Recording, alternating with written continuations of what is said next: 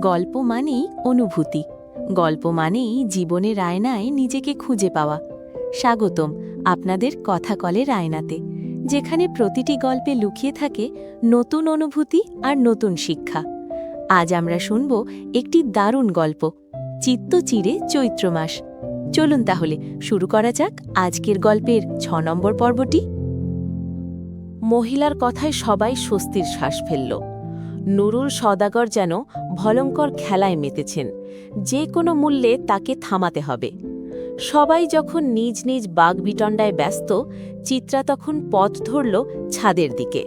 বাহার ভাইয়ের উপর অভিমান আর বাবার ভালোবাসা পাওয়ার আকাঙ্ক্ষায় সে অনলে ঝাঁপ দিতে যাচ্ছে। তবুও কি বাহার ভাই তাকে আটকাবে না, বলবে না থেকে যেতে? বাহার ভাই বললে চিত্রা হাসতে হাসতে সব ভুলে যাবে, এমনকি বাবার ভালোবাসা পাওয়ার আকাঙ্ক্ষাও। সচরাচর আশ্বিন মাসে ঝড়ের আভাস পাওয়া যায় না। পেঁজা তুলোর দলেরা ছুটে যায় আকাশ ঘেঁষে। কেমন হাওয়ায় মিঠাইয়ের মতন দেখতে লাগে, আদুরে তুলতুলে। অথচ আজ আকাশে হাওয়ায় মিঠাইয়ের মতন তুলা নেই। আকাশে আজ ধ্বংসাত্মক রূপ। চিত্রার হৃদয়ের ভয়ানক বিধ্বস্ততা বোধহয় ছেয়ে গেছে আকাশেও। নিচে পারিবারিক বাগবিটণ্ডা চলছে। চিত্রা বেশ কায়দা করেই ছাদে চলে এলো। বাহার ভাইকে এক নজর দেখার অসুখে ধরেছে তাকে। যে কোনো মূল্যেই হোক এই অসুখ তাড়াতাড়ি সারাতে হবে। নীল শাড়ির আঁচল বাতাসে উড়ছে। ছাদে উঠতেই এক অন্যরকম দৃশ্য চোখে পড়ল চিত্রার। বাহার ভাই ছাদের কবুতর দুটোকে খাবার খাওয়াচ্ছেন। কবুতর দুটোও চিত্রার। কবুতর দুটোকে ঠিক পালে না সে, সবসময় ছেড়ে রাখে। যখন ইচ্ছে হয় তারা ফিরে আসে, খাবার খায়, চিত্রার সামনে উড়ে বেড়ায়, আবার নিজেদের মন মতন চলে যায়। বাহার ভাই কখনো এদের এত আদর যত্ন করেনি, আর আজ কিনা খাবার খাওয়াচ্ছে। চিত্রা ধীর পায়ে বাহারের সাথে এসে দাঁড়াল। খুব মনোযোগ দিয়ে দেখল লোকটাকে। নিচে তাকে দেখতে আসা ৯-৭ গ্রামের ছেলেটা বাহার ভাই থেকেও বেশি সুন্দর। উচ্চতায় একটু কম, তবে বেশ সুন্দর, ভদ্র, সুশীল, সরকারি চাকরি করে। অন্যদিকে বাহার ভাই প্রচুর অভদ্র, অসামাজিক, বেকার। বাহার ভাইয়ের এত নেগেটিভিটি, তবুও যেন বাহার ভাইয়ের তুলনা কারো সাথে হবে না। তবুও বাহার ভাই অনবদ্য। আরে চিত্রা যে, তাই অসময় ছাদে? বাহারের কথায় ধ্যান ভাঙল চিত্রার। মানুষটা কত স্বাভাবিকভাবে কথাটা জিজ্ঞেস করল, অথচ মানুষটার সাথে তার নীরব একটা মানভিমান চলছে। যেই মানভিমানের জন্য আজ চিত্রা এত বড় সিদ্ধান্ত নিয়েছে, অথচ যেন কিছুই হয়নি এমন একটা ভাব লোকটার কথায়। কথা টথা না বলার ব্রত করলে নাকি? বেশ ভালো তো। কথা না বললে মানুষ তোমাকে সিরিয়াসলি নিবে, একটা পাত্তা পাবে, বুঝলে? তোমার বাপ তো এমনিই দাম দেয় না, এখন যদি কথা না বলার কারণে একটু পাত্তা পাও তাহলে খারাপ হবে না? বাহারের ঠাট্টা মারা কথায় খানিক রেগে গেল চিত্রা। রাগী কণ্ঠে বলল, আমার বাবাকে নিয়ে একদম এসব বলবেন না। আচ্ছা, বলবো না। বাহার খুব সহজভাবেই জানে মেনে গেল চিত্রার কথাটা। চিত্রার রাগ আবার হারিয়ে গেল। মানুষটা এমন কেন? এমন না হলে কি খুব বড় ক্ষতি হয়ে যেত? মান অভিমান কিনারে রেখে চিত্রা ধীর কণ্ঠে বলল, বাহার ভাই, আমি নীল শাড়ি পরেছি, কিছু বললেন না তো? বাহার কবুতরকে খাবার খাওয়াতে খাওয়াতে একবার হালকা করে তাকালো চিত্রার দিকে। তারপর আবার নিজের কাজ করতে করতে বলল, বেশ ভালো তো। তা তোমার শরীরের নীল শাড়িটা তেমন মানাচ্ছে না, তুমি বরং সাদা শাড়ি পরতে, মেঘের মতন লাগবে। বাহারের কথায় চিত্রার অভিমানেরা মাথা চাড়া দিয়ে উঠল, চোখ মুখ টলমল করে উঠল। বাহার ভাই এভাবে বলতে পারল? অথচ অষ্টাদশী বুঝেনি বাহার ভাই তার গোপন একটা ইচ্ছের কথা কেমন করে জানিয়ে দিল। বুঝলে অভিমানের জায়গায় ভালো লাগার সৃষ্টি হতো যে। বাহার আর চিত্রাকে সিক্ত করতে আকাশ চিরে বেরিয়ে এলো বৃষ্টির ফোঁটারা। হুট করেই তার আগমনে তাজ্জব মানবী। ভিজে একাকার দুজনে। তন্মধ্যেই চিত্রা বলে উঠল, বাহার ভাই, আজ আমাকে দেখতে আসছে, ওরা আজই আংটি পরিয়ে যেতে চায়। ও তাই নাকি? বাহ, দারুণ খবর দিলে তো। মিষ্টি খাওয়াবে না? চিত্রা অবাক হল বাহারের উত্তরে। বিস্মিত কণ্ঠে বলল, আপনি জানতেন না এটা? না তো, তোমাদের পারিবারিক ব্যাপার আমি কেমন করে জানব? উত্তরটা বেশ স্বাভাবিকভাবে দিলেও চিত্রার মন মানতে চাইল না।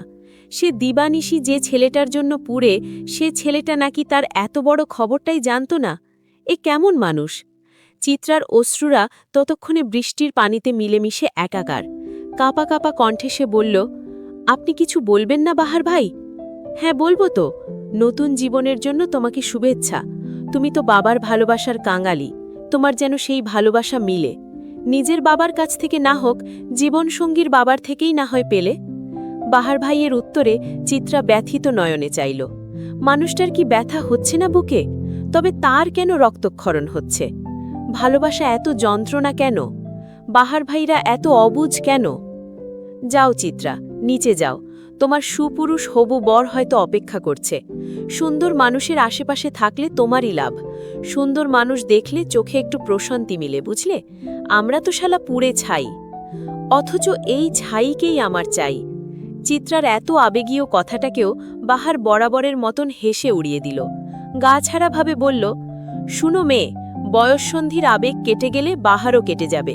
এই বয়সে থোত পুড়ে যাওয়া উন্মাদ বখাটেদেরই বেশি ভালো লাগে, কিন্তু যখন বাস্তবতা বুঝবে তখন এই ভালো লাগা বড়জোর তোমার হাসির কারণ ছাড়া কিছুই না। যাও, নিচে তোমার অপেক্ষা করছে সবাই। চিত্রার কান্নার স্রোত বাড়ল। 2 কদম বাহারের দিকে এগিয়ে গিয়ে কেবল উচ্চারণ করল, বাহার ভাই। বাহার থামিয়ে দিল চিত্রাকে। গম্ভীর স্বরে বলল, যাও রঙ্গনা, বখাটে বাহার তোমার না। জীবনে বাঁচতে হলে সুশীল সঙ্গী দরকার। বাহাররা কেবল মনের ফ্যান্টাসি। চিত্রার কত কথা বলতে গিয়ে বলা হলো না, আবার কত অনুভূতি না চাইতেও বলে দিল। বাহার ভাই তবুও নির্বাক। তবে তাই হোক, বাহার ভাইয়ের না হয় নাই হলো চিত্রা। ভিজে শাড়ি, ভগ্ন হৃদয় নিয়ে চিত্রা যখন পা বাড়ালো সিঁড়ির দিকে, বাহার 2 হাত মেলে আকাশপানে তাকিয়ে বলল, শুনছ গো মেঘ, বাহার আর গিটার ছুঁয়ে দেখবে না। অষ্টাদশীর হৃদয়ে বাহার আর এক্কা দোক্কা খেলবে না। বাহার যে খুব নির্মমভাবে সেই দুটো জিনিসই ভেঙে দিয়েছে। বাহারের আর কেউ নেই মেঘ, না গিটার আর না অষ্টাদশী। চোখ বন্ধ করে আপন মনে গেয়ে উঠল রঙ্গনার বাহার ভাই। ভালোবাসা হয় যদি পাঠশালা, প্রেমের আর এক নাম কাঁটার জ্বালা। কাঁটার জ্বালা। নীরব নির্জন কালো আকাশে পূর্ণিমার মেলা আজ। কি সুন্দর আকাশ! মেঘেরা ছুটে যাচ্ছে দল বেঁধে। ক্লোন রাস্তায় ফিনফিনে বাতাস। ঠিক 40 মিনিটের মাথায় অবনী বেগম তাই কাঙ্ক্ষিত জায়গায় এসে পৌঁছলেন। বুকের মাঝে কেমন থেকে থেকে কম্পনের সৃষ্টি হচ্ছে। মাঝে মাঝে তো মনে হচ্ছে শ্বাসই বন্ধ হয়ে যাবে। এমনটা তো হওয়ার কথা ছিল না। অবনী বেগমের 22 বছরের সাংসারিক জীবনে সে আমজাদকে স্বামী হিসেবে মন থেকে কখনোই মানতে পারেনি। তবে আজ কেন হারানোর ভয়? হয়তো মায়া। এত বছর একটা মানুষের সাথে থাকলে মায়া পড়ে যায়, যে মায়ার টানেও মনে হয় মানুষটা থেকে যাক। এই মায়া আর অভ্যেসের কারণে কত মানুষকে ছাড়তে পারে না। অবনী ধীর পায়ে চারপাশের বাড়িগুলোতে চোখ বুলায়।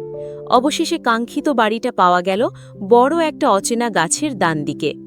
অবনী বেগম ধীর পায়ে হেঁটে গেলেন বাড়িটার সামনে। বাড়ির গেটের সামনে একটা লাইট জ্বলছে। লাইটের আলোয় বাড়ির মালিকের নাম জ্বলজ্বল করছে। অবনী বেগমের পা সেখানেই থেমে গেল। ইংরেজিতে বড় বড় অক্ষরে লেখা, মিসেস জেসি ফ্র্যাঙ্কিং। অবনীর হৃৎপিণ্ড স্বাভাবিকের তুলনায় বেশ দ্রুতই চলছে। ঠিক এই মুহূর্তে এসে অবনী বেগমের মনে হল তার বোধহয় বাড়িটার ভেতর যাওয়া উচিত হবে না। ভিনদেশে যা লুকিয়ে আছে তা ভিনদেশেই না হয়ে লুকিয়ে থাক। বয়স তো অনেক হলো, আর কদিনই বা বাঁচবে? কি দরকার হাহাকার নিয়ে বাঁচার? এর চেয়ে জীবন যেমন চলছে তেমনই না হয় চলল। অপ্রত্যাশিত কিছু না হয় আড়ালেই রইল। জেনে গেলেই তো দূরত্ব বাড়বে। আমজাদ সওদাগর তো তাকে কম ভালোবাসা দেননি। সেই ভালোবাসা আগলে রাখতে পারল না, বরং প্রতিহিংসার অনলে দগ্ধ করতে চেয়েছিল বারবার সেই সওদাগর পরিবারকে। কিন্তু কখন যেন আষ্টে পৃষ্ঠে সে পরিবারের মায়ায় পড়ে গেল, টেরই পেল না। অথচ অসময়ে মায়া বেড়ে কী লাভ? হারানোর পর মায়া কেবল বিলাসিতা হয়ে রয়। অবনী বেগম আধার রাস্তায় আবার পা বাড়ায়। হসপিটালে ফেরার অত ব্যস্ততা নেই, ধীর পায়েই যাওয়া যাবে। চারপাশে ততক্ষণে ভোরের আলোও ফুটে যাচ্ছে। নীলাভ আকাশ, শীতল প্রকৃতি। অবনী বেগম হাঁটতে হাঁটতে ডুব দিলেন অতীতে। আজকেরই শক্তপোক্ত অবনী বেগম এমন কখনোই ছিলেন না। অজাপাগড়ায়ের এক সহজ সরল মেয়ে ছিল সে। বাবা আর সে ছিল তাদের ছোট্ট কুটিরের। অবনী বেগমের বয়স তখন কত হবে? 15 কিংবা 16। গ্রাম ঘুরে বেড়ানো উড়নচণ্ডী ছিল সে। এ পাড়া ও পাড়া, এ গ্রাম ও গ্রাম করেই তো জীবন কাটছিল বেশ। পড়াশোনাও করত না।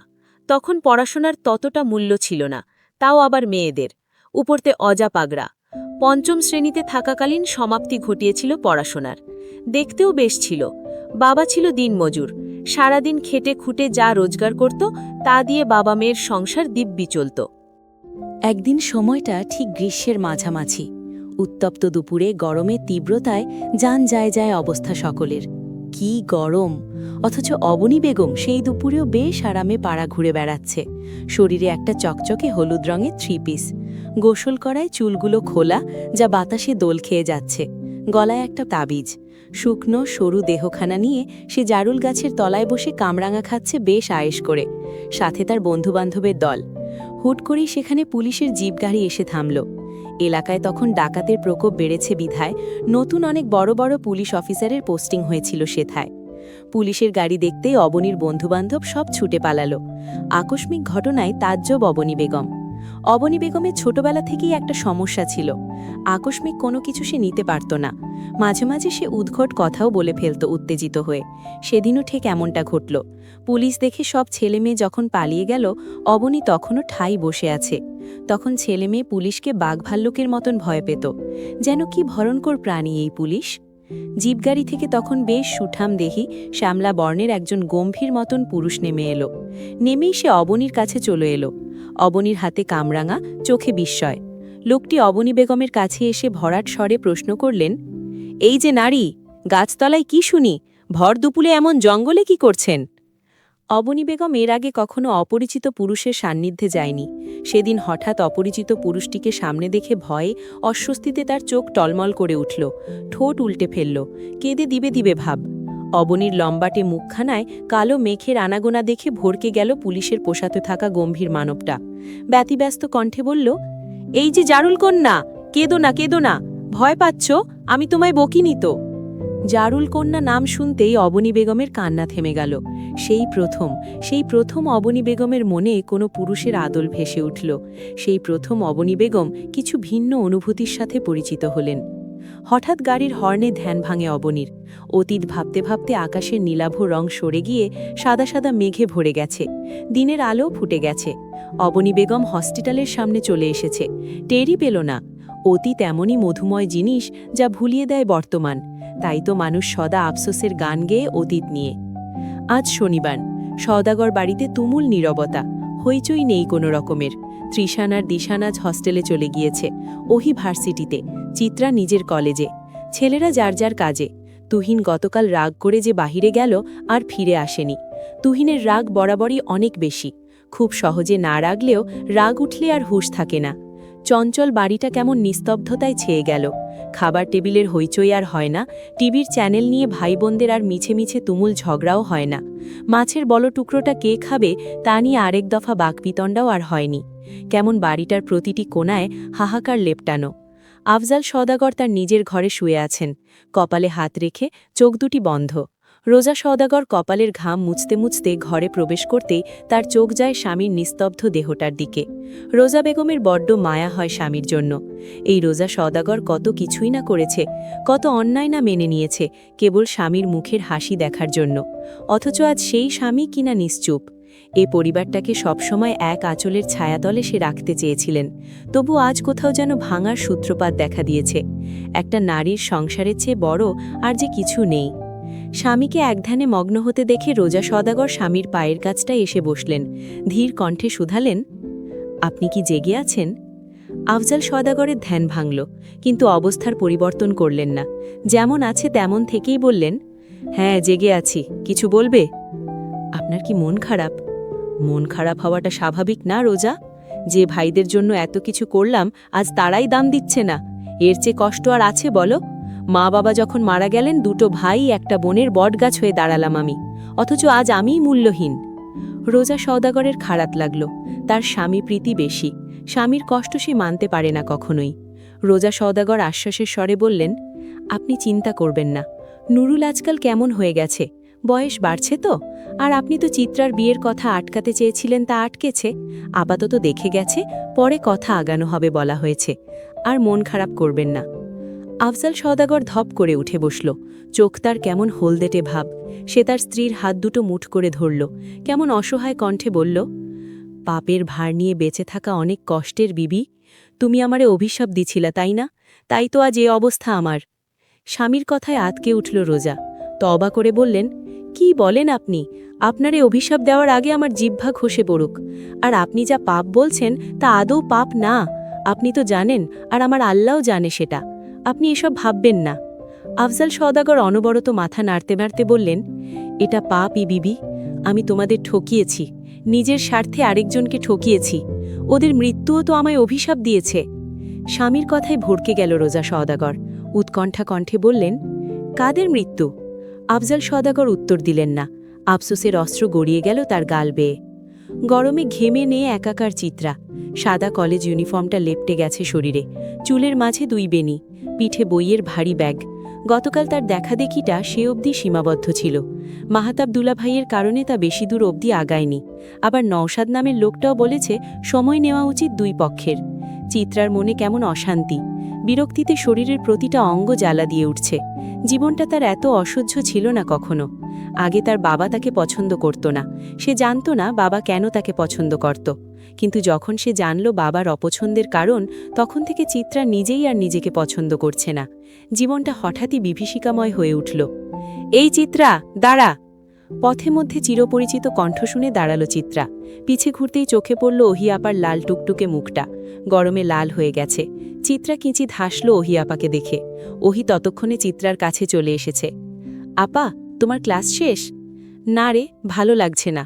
যা গরম, বাসায় গিয়ে ঘুম দিব। তোর ক্লাস শেষ? হ্যাঁ আপা। তো চল একসাথে বাসায় যাই। ফুচকা খাবি চিত্রা? ওহি আপার প্রস্তাবে অবাক হলো চিত্রা। ওহি কখনোই বাইরের খাবার পছন্দ করে না, আর আজ সে কিনা ফুচকার কথা বলছে। চিত্রার অবাক বিস্মিত মুখখানা দেখে ফিচলে হাসল ওহি। বাঁকা হেসে বলল, কিরে, খাবি না? চিত্রা দ্রুত মাথা নাড়াল, যার অর্থ সে খাবে।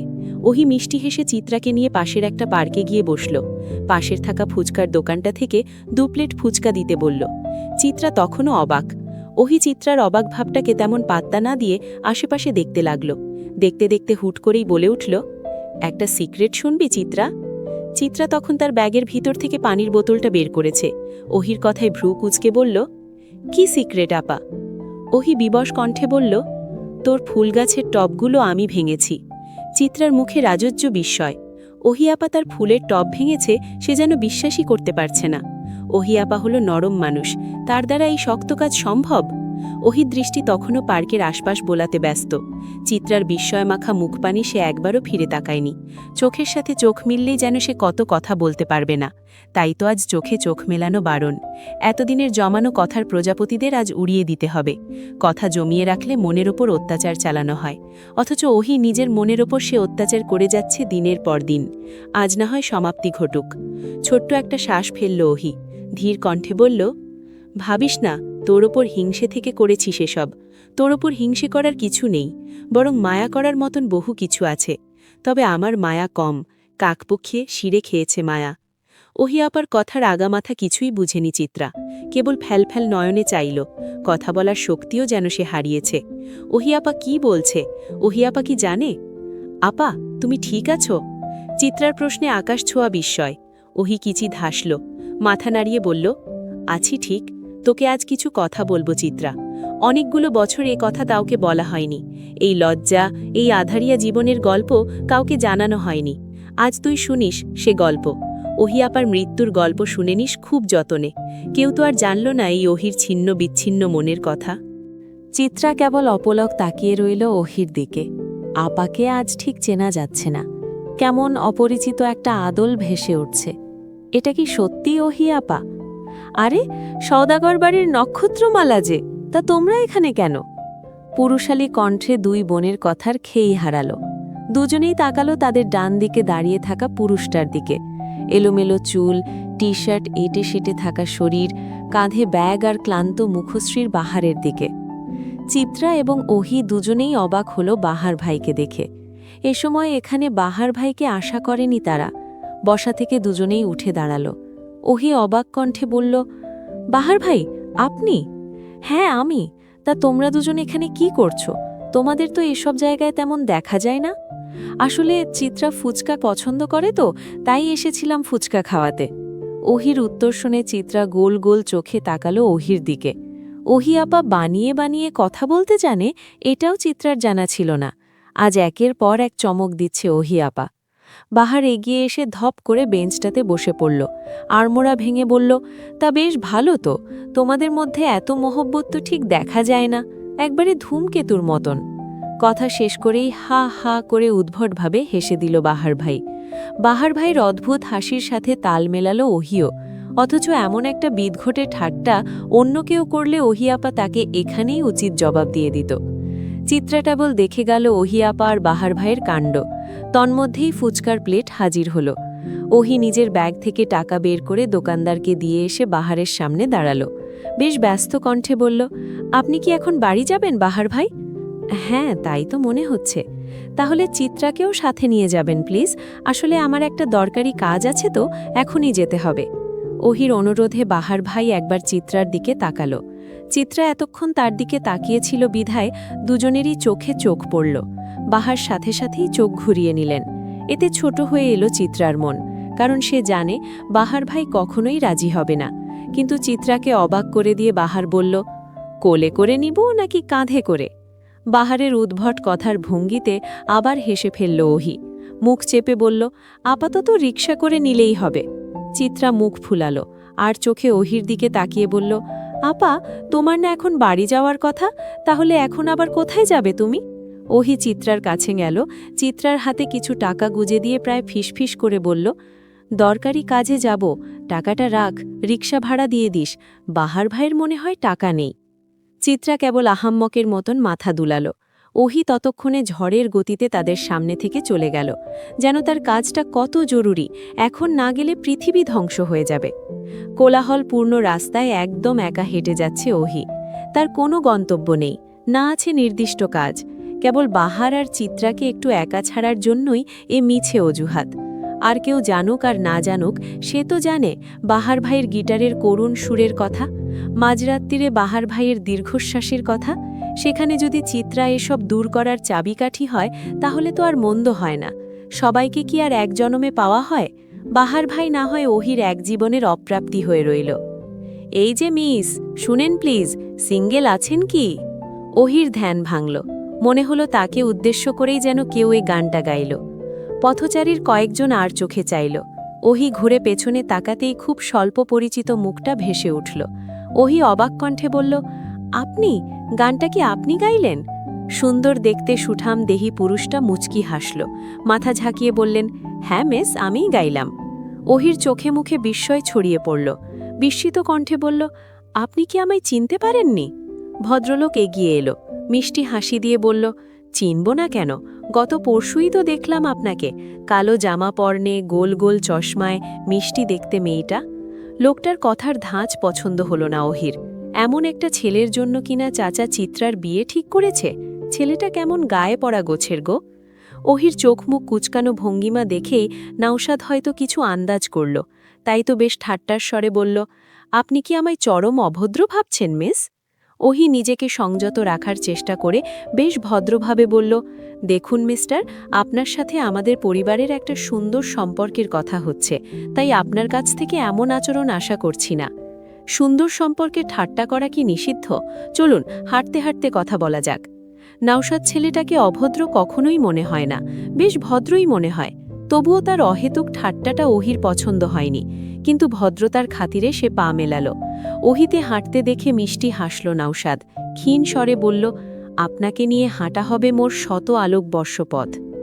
রিকশার হুড উঠানো, গতি মাধ্যম, চলছে অনবরত। পাশাপাশি বসে আছে চিত্রা আর বাহার ভাই, চুপচাপ, স্তব্ধ। অন্য সময় হলে চিত্রাই কত কথার ঝুড়ি নিয়ে বসত, কিন্তু আজ তার মনে ভীষণ শোক, কথা বলা যাবে না। আর এ পাষাণ পুরুষের সাথে তো আরও আগে কথা বলবে না সে। রাস্তার দুই সারিতে কৃষ্ণচূড়া গাছের মেলা, কি সুন্দর লাল টুকটুকে ফুল হাসছে অনবরত। রিকশার ক্রিং ক্রিং শব্দ। নীরবতা ভাঙল বাহার, বরাবরের মতন গা ছাড়াভাবে বলল, তা রঙও না, মিষ্টি তো খাওয়ালে না। চিত্রা অসহায় দৃষ্টিতে তাকালো, লোকটা কি খুঁচিয়ে কি মজা পায় লোকটার, হৃদয়ের জ্বালা বাড়িয়ে কি তৃপ্তি মেলে লোকটার। ছোট্ট একটা শ্বাস ফেলে সে, বুকের ভেতর ভারী ভারী হয়ে ওঠে কষ্টরা।